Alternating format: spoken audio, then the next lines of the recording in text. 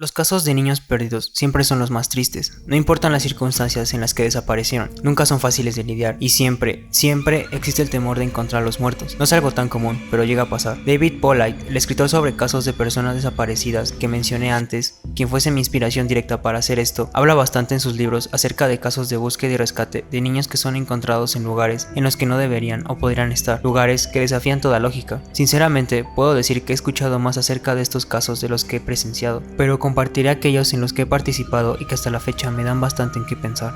Una madre y sus hijos de 6, 5 y 3 años estaban teniendo un picnic en un área del parque que está junto a un pequeño lago. Todo iba bien, no les quita el ojo de encima y los mantiene bastante cerca de ella. De hecho, la madre menciona que no los dejaba salirse de su vista en ningún momento. También menciona que nunca vio a nadie más en el área. Detalle que en estos casos siempre es importante. Una vez que terminaron con el picnic, empacaron sus cosas para dirigirse hacia el estacionamiento. Cabe mencionar que ese lago está tan solo a unos 2 kilómetros bosque adentro y se encuentra en un camino bien marcado y establecido. Es prácticamente imposible perderse, a menos que deliberadamente te desvíes del camino y deambules por el bosque como un imbécil. Ella dice que cuando iban de regreso al estacionamiento, los niños estaban frente a ella todo el tiempo, pero que de repente escuchó un sonido, como si alguien se estuviera acercando a ellos por detrás. Se voltea a ver y en los 5 segundos en los que no estaba mirando, su hijo de 5 años se desvaneció. Lo primero que piensa antes de alarmarse es que se desvió del camino para ir al baño o algo así, así que le preguntó a los otros dos si sabían a dónde se había ido, a lo que ambos le respondieron que un hombre grande con una cara fea salió de entre los árboles, tomó a su hermano de la mano y se lo llevó adentro del bosque. Los otros dos niños no parecían asustados o sorprendidos por lo que acababa de pasar. Incluso ella nos dijo que parecía como si los hubieran drogado. Estaban idos y aletargados. Obviamente, al ver y escuchar esto, la mujer entra en pánico y comenzó a buscar desesperadamente a su hijo en los alrededores del área. Gritaba su nombre e incluso dijo que en un momento pensó haber escuchado que le respondió. Es evidente que tampoco puede adentrarse ciegamente en el bosque. Los otros dos niños aún siguen parados en el camino y no los podía dejar solos, así que llamó a la policía e inmediatamente nos notificaron para ir. Respondimos lo más rápido que pudimos y comenzamos la búsqueda. Durante el transcurso de la búsqueda, que se extendió por kilómetros bosque adentro, jamás pudimos hallar rastro alguno del niño. Las unidades caninas no pudieron captar su aroma y tampoco pudimos encontrar ropa o arbustos rotos o pisados que indiquen que el menor pasó por ahí. Mentiría si dijera que no llegamos a sospechar de la madre, pero era obvio que estaba destrozada por la situación. Buscamos al niño por semanas, incluso con ayuda de voluntarios. Lamentablemente, después de un tiempo la búsqueda llegó a un punto muerto y tuvo que cesar, pero algunos voluntarios siguieron buscando por su parte y un día recibimos una llamada en el radio en la que nos notificaron sobre un cuerpo que había sido encontrado y se necesitaba de su extracción. Nos dieron la ubicación mientras nos preparábamos y ninguno de nosotros podía creerlo. Todos pensamos que debía tratarse de otro niño. Nos dirigimos a dicha ubicación, que estaba a unos 15 kilómetros del lugar donde originalmente había desaparecido, y como podía esperarse, aquel cuerpo en verdad era el del niño que habíamos estado buscando todo este tiempo. No podía dejar de pensar en cómo es que pudo haber llegado hasta ahí, pero por más que trataba de imaginar una posible explicación, simplemente ninguna tenía lógica. Pasó que uno de los voluntarios que se quedó después de que la búsqueda oficialmente se cancelara, pensó que sería buena idea buscar en lugares donde a nadie se le había ocurrido antes por lo difícil del acceso y lo poco probable que fuese encontrarlo ahí, solo en caso de que se hubiese tratado de un asesinato y el cuerpo hubiese sido escondido en alguna de estas recónditas ubicaciones. Durante la búsqueda, el voluntario se topó con la base de una enorme e inclinada pendiente rocosa. Apenas estaba a mitad del camino cuando logró ver algo en la distancia. Tomó sus binoculares y, para su sorpresa y la de todos, era el cuerpo del pequeño niño. Estaba dentro de una pequeña abertura de una roca. No tardó mucho en identificarlo debido a que reconoció el color de su playera. En ese momento fue cuando llamó por radio y notificó a la base. Nos tomó alrededor de una hora poder bajar su cuerpo y ninguno de nosotros podía creer lo que veíamos. No solo el niño estaba a 15 kilómetros de donde se había desvanecido originalmente, sino que no había forma posible en la que pudiera llegar hasta ahí arriba por su cuenta. La pendiente era traicionera, incluso para nosotros, que teníamos equipo profesional, nos fue difícil alcanzar el punto donde se encontraba. No había manera en la que un niño de 5 años pudiera subir hasta ahí, de eso estoy seguro. Pero no solo eso, sino que también notamos que no tenía ni un solo rasguño. Había perdido sus zapatos, pero sus pies no estaban dañados, ni siquiera sucios, así que descartamos la idea de que un animal salvaje lo matara y arrastrara hasta ese lugar. Además, por lo que se veía, no parecía que llevara muerto mucho tiempo. El niño había estado perdido por al menos un mes y parecía que llevaba muerto máximo 2 días. Todo el caso fue horriblemente extraño, y fue uno de los más desconcertantes en los que he estado. Unos días más tarde nos enteramos por parte del forense que el niño había muerto de exposición a la intemperie. El frío de la noche lo terminó matando. Probablemente 2 días antes de que lo encontráramos. No hubo sospechosos ni tampoco respuestas. Hasta la fecha, sigue siendo una de las cosas más raras que he visto.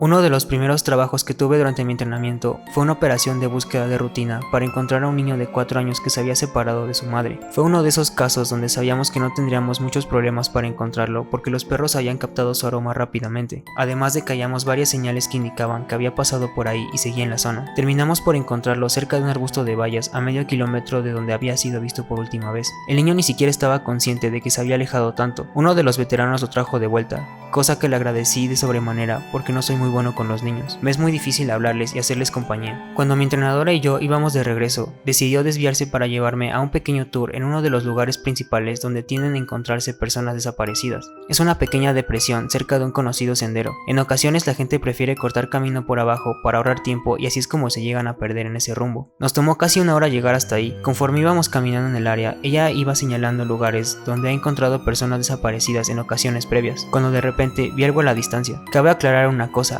estamos en una reserva natural, la cual es un área protegida por el estado, lo que indica que no puede haber ninguna clase de desarrollo residencial o comercial por aquí. Lo más parecido que se puede llegar a ver es una torre de bomberos y alguno que otro refugio hecho por algún vagabundo que piensa que puede vivir aquí, pero aquello que vi no era nada parecido, tenía bordes rectos, y algo que aprendes rápido es que la naturaleza rara vez hace líneas rectas. Muy confundido le señalé esa cosa a mi entrenadora, pero no dijo nada. Se recargó en un árbol y con una mirada displicente me dio permiso de echarle un vistazo para analizarla. Me acerqué poco a poco y cuando estaba a unos 10 metros, repentinamente toda la piel se me erizó. Eran unas escaleras, en medio del maldito bosque. Estoy seguro que con el contexto adecuado sería algo sin nada de importancia. Eran unas simples escaleras que estaban cubiertas por una alfombra gris y con 10 escalones. Solo que en lugar de estar en una casa, donde obviamente deberían, estaban aquí, en el medio de la nada. Los lados de los escalones no estaban cubiertos, por lo que se podía ver la madera de la que estaban hechos. Era casi como si se tratase de un error de algún programa de computadora, donde un objeto no carga completamente y solo una parte es visible. Me quedé parado ahí, viéndolas perdidamente, como si mi cerebro estuviera trabajando horas extra para tratar de darle sentido a lo que estaba frente de mí. En ese momento, mi entrenadora llegó y solo se paró junto a mí, demasiado casual para lo que había enfrente de nosotros. Parecía no importarle en lo absoluto. Le pregunté qué demonios hacían estas escaleras en medio de la nada, a lo que simplemente se rió y dijo: vete acostumbrando, novato, las verás más seguido de lo que crees. Empecé a acercarme más, pero rápidamente me tomó fuertemente del brazo y aún sonriendo me dijo: yo no haría eso si fuera tú. Vas a verlas todo el tiempo, pero no te les acerques, no las toques y sobre todo no las subas. Simplemente ignóralas. Como cualquier persona que acaba de descubrir algo tan fuera de lo común, comencé a preguntarle acerca del tema, pero algo en su mirada me dijo que era mejor si no lo hacía. Al final continuamos con el entrenamiento y el tema nunca vuelve a surgir de nuevo. Pero si en algo tenía razón, era en que las iba a encontrar más a menudo de lo que esperaba. Diría que aproximadamente cada 5 llamadas a las que soy requerido me termino encontrando con unas. A veces están relativamente cerca del sendero principal, a unos 3 o 4 kilómetros. Otras están a 20 o 30 kilómetros bosque adentro, literalmente en el medio de la nada, y solo las encuentro durante las búsquedas más arduas o duras semanas de entrenamiento. Algunas están en buenas condiciones, pero otras parece que han estado ahí por siglos, todas de diferentes tipos y diferentes tamaños. Las más grandes que he visto son unas que parecían salidas de una mansión de principio de siglo, diría que tendrían unos 10 metros de altura. He tratado de tocar el tema con los demás, pero siempre me dan la misma respuesta que me dijo mi entrenadora: no te preocupes, no son la gran cosa, es algo totalmente normal, pero no te les acerques ni las subas. Cuando los novatos me preguntan sobre eso, irónicamente les digo el mismo discurso de todos. La verdad, no sé qué más decirles. Espero algún día alguien me pueda dar una respuesta de verdad. Lamentablemente no ha pasado aún.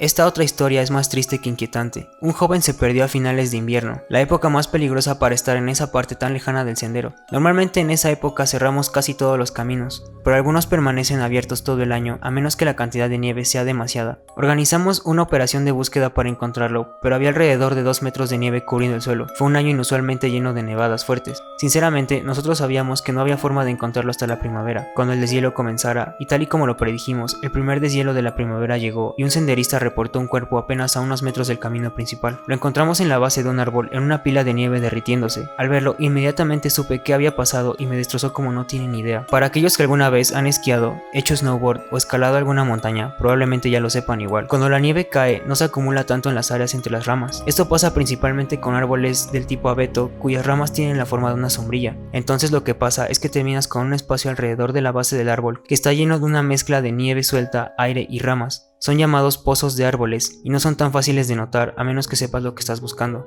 Normalmente colocamos señales de advertencia en el centro de bienvenida, letreros enormes para hacerle saber a la gente lo peligroso que son estos pozos, pero siempre que hay temporadas de nevadas fuertes, nunca falta el que los ignora o no se toman las advertencias en serio, y lo terminamos encontrando en primavera. Mi mejor suposición es que este joven estaba a medio camino de su ruta de senderismo cuando se agotó o tal vez sufrió un calambre de caminar en la nieve profunda, y trató de sentarse en lo que parecía ser la base de un árbol, sin saber que se trataba de un pozo de árbol. Cayó y se quedó atorado con las piernas hacia arriba, y la nieve que caía se acumuló alrededor de él. Incapaz de liberarse, terminó sofocándose. Esto es llamado inmersión sofocadora de nieve, y normalmente ocurre en nieve profunda. La cosa es que si te quedas atorado como este joven, incluso medio metro de nieve puede ser mortal. Lo que más me inquietó fue imaginarlo luchar por su vida, de cabeza en el frío congelante. Es seguro que la nieve formará una densa y pesada capa encima de él, de la que era casi imposible salir. Conforme se volvía más difícil respirar, se debía haber dado cuenta de su situación y no quiero ni imaginar qué pensó en sus últimos momentos.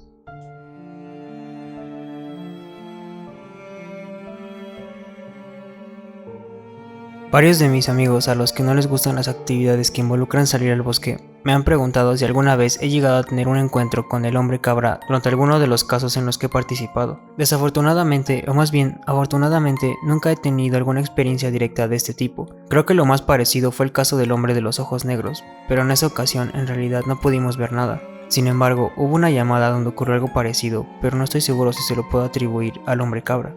Nos llegó un reporte de que una mujer mayor se había desmayado en uno de los senderos y necesitaba asistencia médica para regresar al área principal. Llegamos a donde estaba y solo vimos a su esposo, quien corrió o más bien trotó hacia nosotros para decirnos que su esposa estaba a unos metros abajo en el camino, que durante su recorrido todo iba normal, hasta que él se adelantó un poco para observar algo y de repente escuchó a su esposa gritar al tope de sus pulmones. Cuando regresó para verla, ya se había desmayado. La colocamos en una camilla y mientras la regresábamos al centro de bienvenida, recuperó la conciencia y empezó a gritar otra vez. Traté de calmarla y preguntarle qué había pasado. No recuerdo exactamente todo lo que dijo, pero básicamente lo que sucedió fue esto.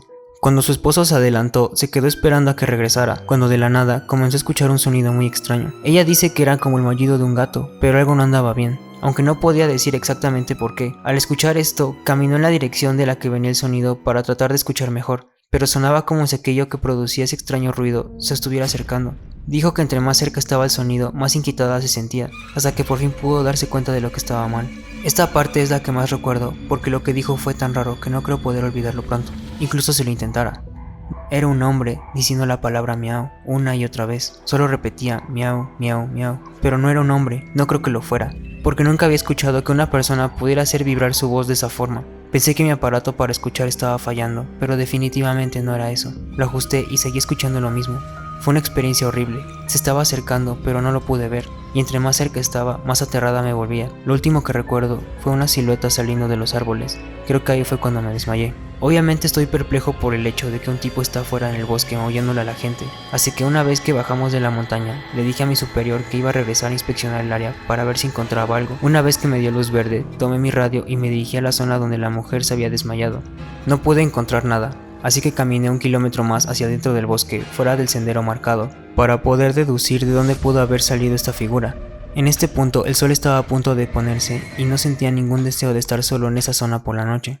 Así que resumí toda la búsqueda e hice una nota mental para regresar al siguiente día para seguir inspeccionando. Pero tan pronto comencé a regresar por el sendero, escuché algo a la distancia. Me detuve e hice un llamado para que cualquier persona que estuviera en el área saliera y se identificara. Comencé a escuchar un sonido y aunque no se hizo más fuerte o más ruidoso, lo distinguí inmediatamente. Era el de un hombre gritando miau, miau, una y otra vez, en un extraño tono repetitivo. Por más gracioso que suene todo esto, créanme que en ese momento no me lo pareció.